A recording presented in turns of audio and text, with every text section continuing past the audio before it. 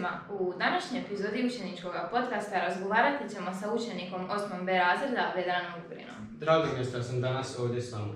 Pa Vedrane, čuli smo da ste bili u natjecanju na crossu i bili bi nam ti mogao malo detaljnije reći gdje ste išli, s kim ste išli, ali najprije kako je natjecanje prošlo? Naravno, išli smo u Osijek na Županijsku u crossu.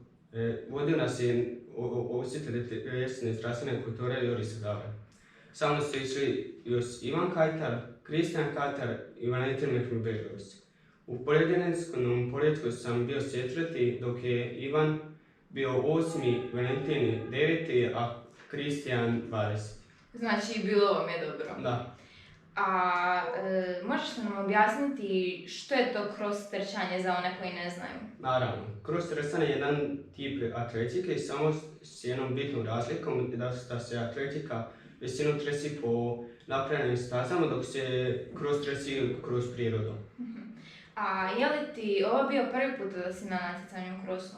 Nije, ovo mi je bio 3. put da sam bio, ali nijedne godine nisam bio ovako uspješan. Pa super, znači napredovali ste i to dovoljno, da.